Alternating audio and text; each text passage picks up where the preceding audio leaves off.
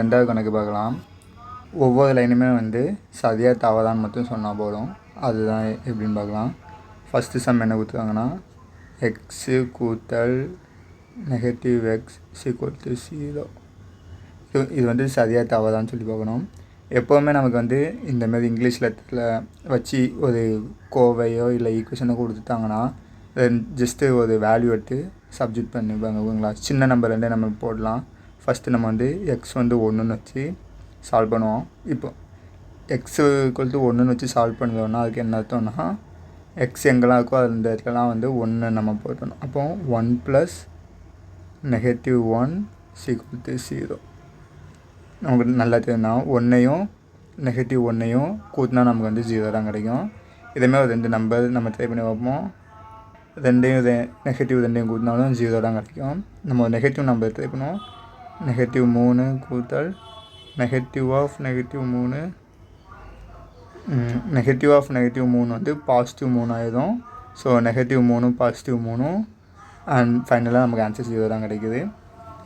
First question வந்து answer வந்து சரி தான் ஆன்சரு. இது வந்து கூட்டலோட ஒரு ப்ராப்பர்ட்டி. நீங்கள் வந்து ஃபஸ்ட்டு பார்ட்டில் படிச்சிருப்பீங்க. இந்த ப்ராப்பர்ட்டியோட நேம் வந்து கூட்டல் எதிர்மறை. இந்த ப்ராப்பர்ட்டி என்ன சொல்லணும்னா எந்த ஒரு நம்பருக்குமே அதோட எதிர்மறை வந்து அதோட ஆப்போசிட் சைன் நம்பர். என்னென்னா +5னா -5 தான் அதோட எதிர்மறை. 10னா -10. இப்போ -10னா அதோட எதிர்மறை வந்து +10. இப்படி ஒரு நம்பர் கூட அதோட எதிர்மறையை கூட்டும் போது நமக்கு ஆன்சர் வந்து 0 தான் கிடைக்கும். இதுதான் இந்த கூட்டல் எதிர்மறைங்கிற பண்பு சொல்லுது. நம்மளால் வந்து இன்ஃபினிட் நம்பர் ஆஃப் நம்பர்ஸ் எழுதி எக்ஸாம்பிள் கொடுக்க முடியும். அதெல்லாம் அப்படி எழுதி கேட்க முடியாது. ஸோ நம்ம என்ன பண்ணுறோம்னா காமனாக ஒரு லெட்டரில் எழுதிடுறோம் எக்ஸ்ன்னு சொல்லிட்டு. ஸோ எக்ஸுங்கிற ஒரு நம்பருக்கு அதோட எதிர்மறை வந்து நெகட்டிவ் எக்ஸா அது ரெண்டையும் ஆட் பண்ணால் 0 தான் கிடைக்கும். இதுதான் ஃபஸ்ட்டு கொஸ்டினில் கொடுத்துருக்காங்க. அடுத்து செகண்ட் கொஸ்டின் வந்து 15 ABC என்னும் உறுப்பில் ஏபியின் கெழு 15 ஆகும் சொல்லி கொடுத்துருக்காங்க. ஸோ நம்ம பார்க்கலாம். எப்போயுமே ஒரு ஈக்குவேஷன் எடுத்துக்கிறோம். இப்போ இந்த ஈக்குவேஷன் எடுத்துக்கிறோம். இந்த ஈக்குவேஷனில் ஏயின் கெழு என்னதுன்னா ஏ போக மிச்சம் என்னதெல்லாம் இருக்கோ அதுதான் ஏயின் கெழு. ஸோ ஏ போக இங்கே என்னெல்லாம் இருக்குது 15 இருக்குது, பி இருக்குது, சி இருக்குது. அப்போ பி போக உள்ளதெல்லாம் பியின் கெழுவாகும். பி போக என்னெல்லாம்னா 15 இருக்குது, ஏ இருக்குது, சி இருக்குது. நம்ம கொஸ்டினில் கொடுத்துருக்காங்கன்னா ஏபி கொடுத்துருக்காங்க. ஸோ ஏபி போக அந்த உறுப்பில் வந்து என்ன இருக்குன்னா 15 இருக்குது, ஏ வந்து இங்கே வந்துட்டு பி இங்கே போய்ட்டு சி இருக்குது. ஸோ ஏபியோட கெழு வந்து 15C தான். ஆனால் இங்கே பார்த்திங்கன்னா ஏபியின் கெழு 15 ஆகும்னு சொல்லி கொடுத்துருக்காங்க. ஸோ செகண்ட் கொஸ்டினுக்கான ஆன்சர் வந்து தவறு. செகண்ட் கொஸ்டினில் ஏபியின் கெழு வந்து 15C ஆகும். அடுத்து மூணாவது சம் வந்து 2 PQவும் -7 QPயும் 2 உறுப்பு கொடுத்துட்டு ரெண்டுமே ஒத்த உறுப்புகளான்னு சொல்லி கேட்டுருக்காங்க. ஒத்த உறுப்புகள்னு சொல்லி நம்ம எப்படி சொல்லணும்? இப்போ எக்ஸாம்பிளுக்கு 2x இருக்குது, இங்கே பார்த்திங்கன்னா 5x இருக்குது.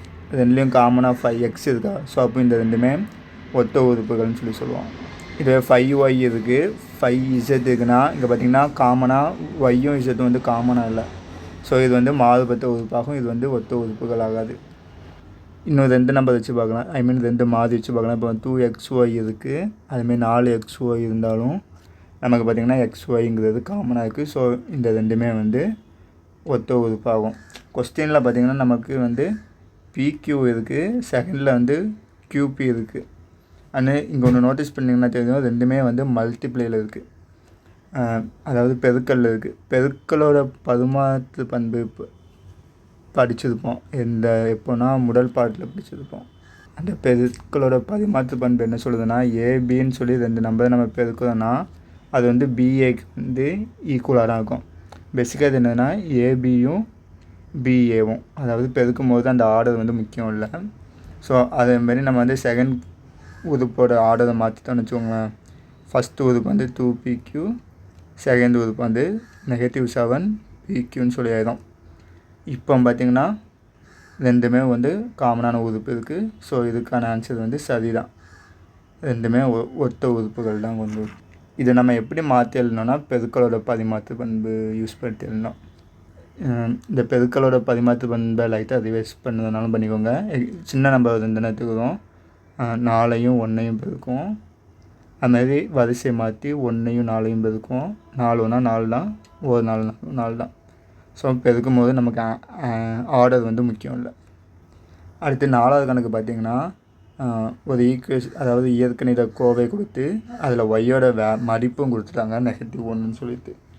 இந்தமாரி ஒரு இயற்கணித கோவை கொடுத்து அதில் ஒரு மாதியோட மதிப்பு கொடுத்துட்டாங்கன்னா நம்ம அந்த மாதிக்கு பதிலாக அப்படி அந்த நம்பரை வந்து அந்த கோவையில் போட்டு எழுதி ஆன்சர் கண்டுபிடிச்சா போடும். ஸோ இப்போ வந்து ஃபஸ்ட்டு உள்ள 2க்கு அப்படி 2 போட்டோம், ஒய்க்கு பதிலாக அவங்க கொடுத்த -1 போற்றலாம், அதுக்கப்புறம் -1. ஸோ இந்த ரெண்டையும் ஃபஸ்ட்டு நம்ம மல்டிப்ளை பண்ணோம்னா -2 -1, -2யும் -1யும் கூட்டினா நமக்கு ஆன்சர் வந்து -3 தான் கிடைக்கும். ஆனால் இங்கே பார்த்திங்கன்னா இன்னும் கோவையின் மதிப்பு 3 ஆகும்னு சொல்லி கொடுத்துருக்காங்க. இல்லை, நமக்கு வந்து +3 கிடையாது, -3 தான் ஆன்சரு. ஸோ 4வது கொஸ்டினுக்கான ஆன்சரும் வந்து தவறு தான்.